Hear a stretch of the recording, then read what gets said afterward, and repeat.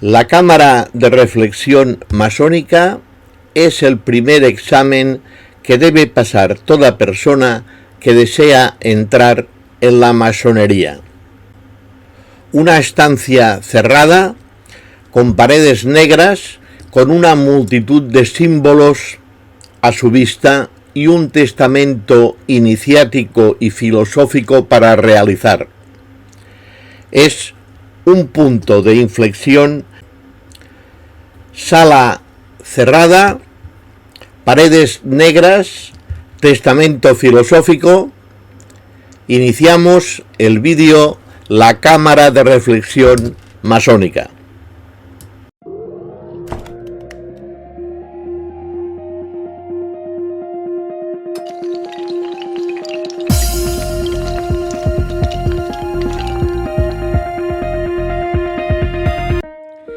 En la cámara de reflexión masónica encontramos a dos personajes históricos. Por un lado, a Locke, en la escuela empírica del siglo XVII, y muy en concreto en el ensayo sobre el entendimiento humano. Se trata de que cuando hablamos de cámara, es desde el punto de vista que se trata de un lugar cerrado, quizás abovedado, que nos permite la abstracción y al mismo tiempo el alejamiento del mundo. En cuanto a cámara de reflexión, es decir, reflexión, puede ser enfocado desde la percepción externa mediante los sentidos y al mismo tiempo interna desde los estados psíquicos. Por eso hablamos de Locke. En el más profundo de los silencios se posibilita al neófito el poder meditar frente a un cierto número de símbolos y a continuación redactar su testamento filosófico.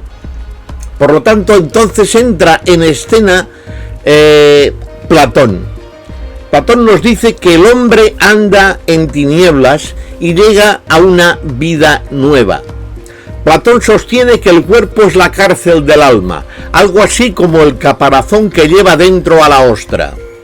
Supone un lastre negativo para el alma, pues le crea necesidades, enfermedades, deseos, temores, pasiones y sensaciones que le obstaculizan a la búsqueda de la verdad. En aquella lóbrega habitación de la cámara de reflexión, los símbolos, las alegorías y los misteriosos aforismos y los enunciados a la vista, dispersos inconexamente en los negros lienzos que recubren las paredes de esta misma habitación, nos interpelarán sigilosamente, pero con vigor. Las mentes perciben un sibilino pero diáfano mensaje: tú vas a cambiar a partir de ahora. Hemos llegado al lugar con una venda cubriéndonos los ojos de la mano amiga pero severa del hermano experto, y al retirarnos el lienzo a modo de antifaz negro, descubrimos aquel recinto inesperado. Testamento filosófico. Testamento filosófico. Cuando se elabora y redacta un testamento, se piensa en la muerte, quizás decididamente en la defunción cercana. La muerte, el propio fallecimiento, misterio radical.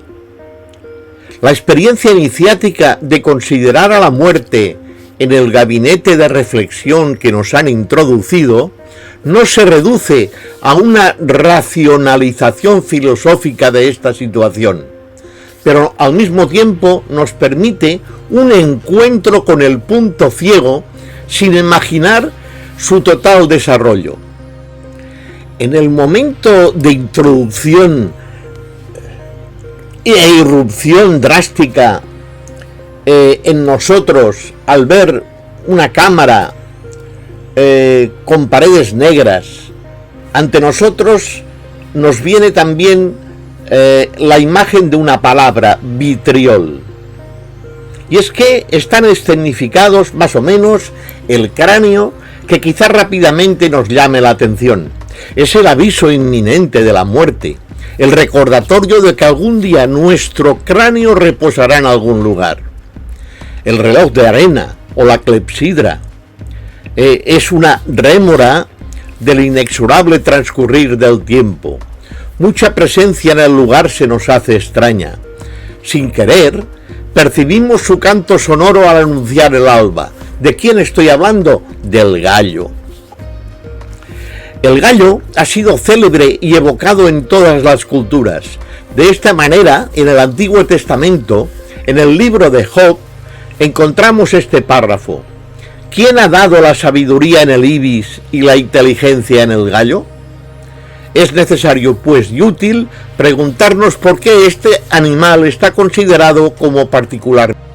Pero ante tanto símbolo, tenemos que pensar de una manera un poco clara dentro de nuestra confusión. La visión del pan, la sal y el agua son tres elementos necesarios en el devenir de la vida. Son testimonios y partícipes mudos en la escena, ya que después serán el preludio de un nuevo descubrimiento, el del azufre, el cual nos evoca la proximidad del fuego del interior de la Tierra, para llegar después también al mercurio.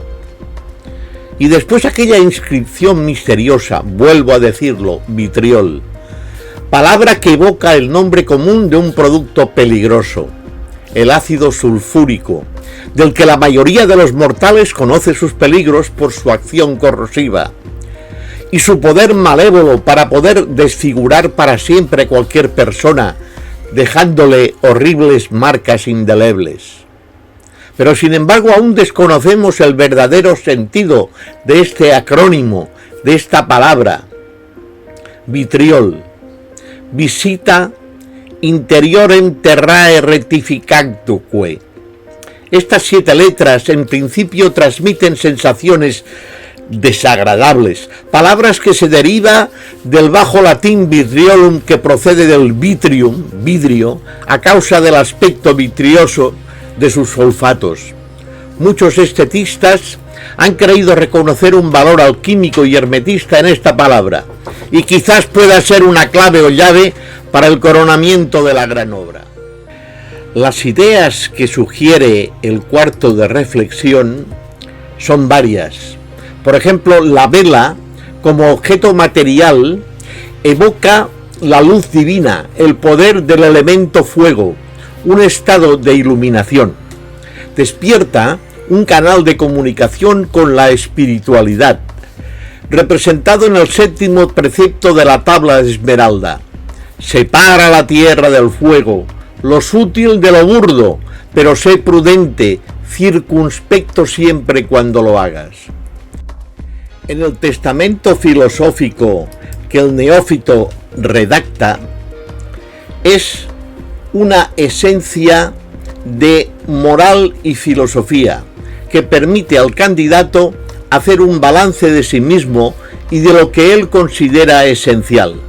Cualquiera que sea la calidad de lo que escribe, esto es crucial en el proceso de iniciación masónica. Al salir de la cámara, el candidato será considerado como uno que ha superado la prueba de la tierra. Si te ha gustado este vídeo, dale un like. Si quieres recibir puntual aviso de cuando se suben los vídeos de manual de masonería, lo puedes hacer dándole a la campanilla. Y si aún no te has suscrito al canal, ahora es el momento de hacerlo. Suscríbete.